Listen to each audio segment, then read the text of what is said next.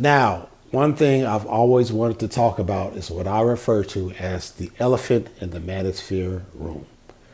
They talk a lot about self improvement, for instance, and it's very superficial. They just say the same kind of things like go to the gym, get your money up, be on your purpose, which are all good things. I get it. I don't disparage these things. I think they're good ideas, but I think they just don't really understand the importance of social skills and our presentation and what it is that people see when they observe us.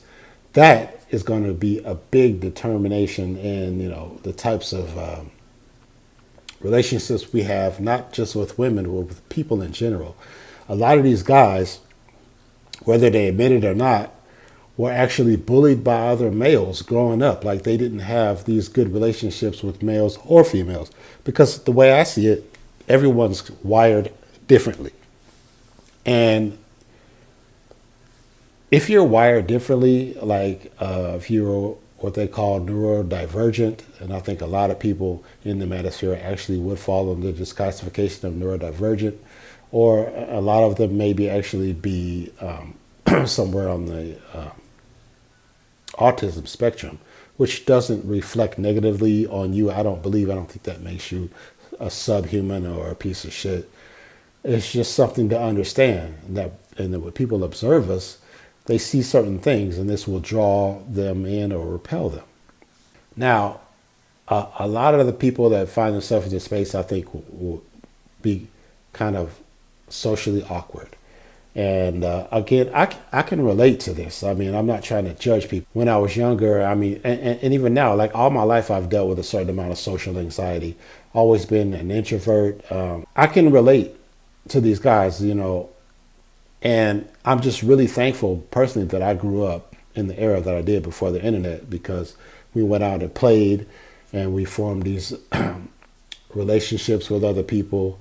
It helped me socially, and my friends in school, and then just going to clubs, after high school and things like this. I was always kind of socializing, and I think if I grew up in an era with video games and these devices, handheld devices with ways of escape that we have now, that maybe I would have been more withdrawn. So I don't say these things to kind of condemn or criticize these guys. I can relate to it. My theory about the creepy, kind of weird guy, I think that women, kind of a evolutionary biological function, are wired to stay away from a guy that is considered creepy or weird. And I think that's because I saw a video about what creepy is. Maybe I'll insert a clip of that. But basically it's kind of where you can't quite tell what a person's intentions are. Francis T. McAndrew and Sarah Kohnke describe being creeped out as an adaptive human response to the ambiguity of threats from others. Creepy things are kind of a threat, maybe, but they're also kind of not. So our brains don't know what to do. Some parts respond with fear, while other parts don't, and they don't know why. So instead of achieving a typical fear response, horror, we simply feel uneasy, terror, creeped out. Between the mountains of safety and danger, there is a valley of creepiness, where the limits of our knowledge and trust and security aren't very clear. If a girl is kind of creepy or weird, and it's a guy looking at her, she's still going to attract a male. I think part of the reason is because if she is kind of weird, it's not likely that we'll be in any danger, because we're typically larger and stronger, greater body mass and muscle mass. And in a physical confrontation, we probably won't lose unless there's some weapons involved. But in a woman's case, if she can't really tell what this guy's about, if there's something about him that's kind of off, it's kind of weird or creepy, because we are bigger and stronger, I think that could potentially result in her being harmed, hurt, or killed. So I think it's an evolutionary response to that it repels when a guy is kind of weird or creepy because she can't really gauge what's going on with this guy and what he's going to do. Am I going to end up in his freezer? I don't think they seem to understand the importance of social skills. It's a skill, and I think we're all wired differently. So we're all going to have, different abilities as far as being able to understand and pick up on social cues and being able to fit in. When people observe us, what is it that they're seeing? They talk about things like self-improvement where they're not actually dealing with what I feel is the main issue. Yes, looks are important. But that aside, so is our presentation, what it is that people are thinking and seeing when they observe us. It's a huge part of it. And the Manosphere doesn't really deal with that. And as a matter of fact, what it tells you is that you're just fine. It's them. They're the ones that are flawed. And this is one of the reasons why I really despise the Manosphere. It's because I think the things that are most important are self-accountability and introspection. That's how we can move forward and get the things in life that we want. Like if there's something that you're trying to do and you can't seem to achieve it, and the reason is something outside of you, you can't take any steps really to change it. You're just kind of screwed. But if you realize, you know what, I've been having these problems, I haven't been able to achieve this goal because of me, because of this thing or things about me. So if I change these things, then I can change the outcome. And the Manosphere doesn't allow for that. It encourages you to do the exact opposite of introspect. It encourages you to be the opposite of accountable, to put everything else put the whole thing on someone else. And when that happens, you cannot improve your situation.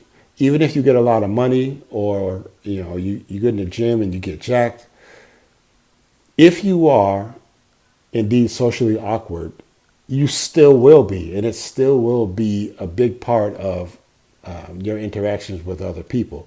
And it will lead to the same outcomes that you had before. And if it doesn't, there's a good chance that you're being used for your money or because, they just like to look at you and then they talk to you for a while and they lose interest, or, you still end up ghosted. So it's important to introspect.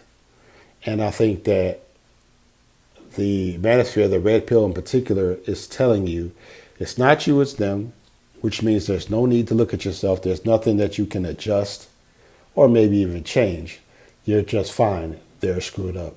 As a matter of fact, I feel like the Manosphere encourages men to deny a very simple and basic natural urge. And that is, I'm just talking about heterosexual now, shout out to the LGBTQ.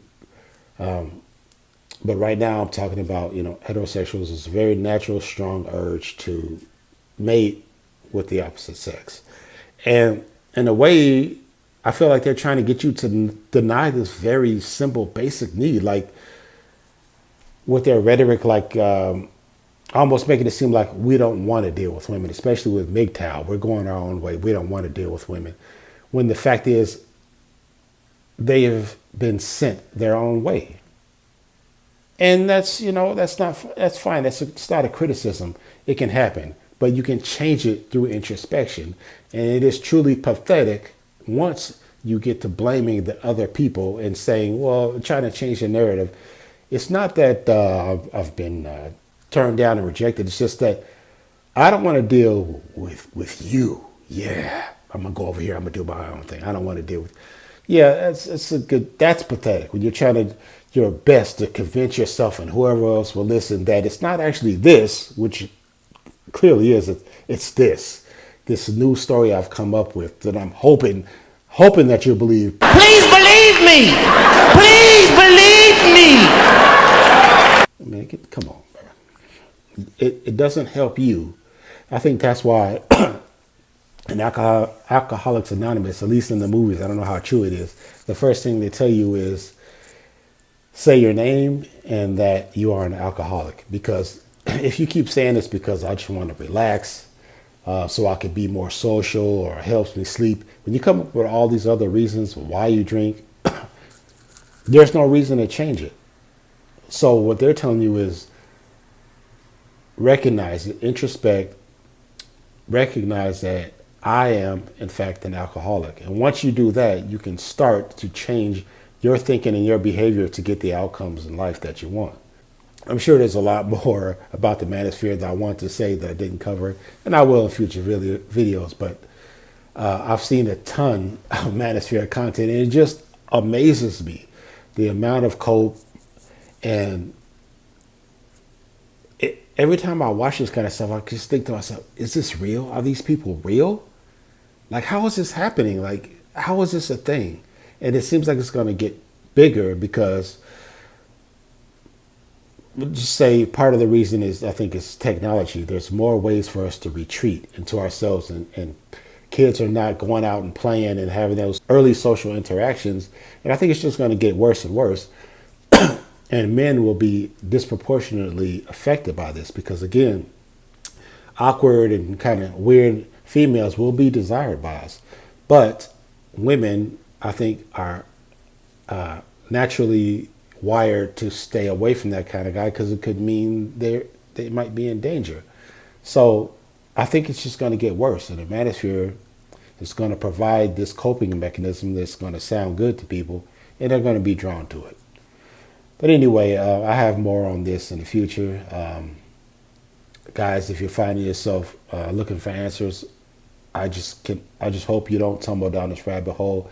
This will take you literally in the opposite direction that you want to go in. I don't feel it's going to help you at all. And this so-called knowledge that they provide, it's really just a made-up narrative that someone came up with, in my opinion, to make them feel better about their situation and to convince other people that it's not them, it's everyone else, it's women, so they're not looked at as sad and pathetic.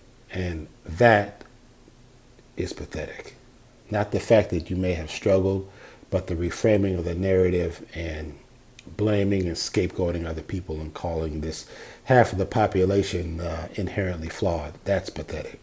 But anyway, thanks for tuning in. See you next time. Only Human, out.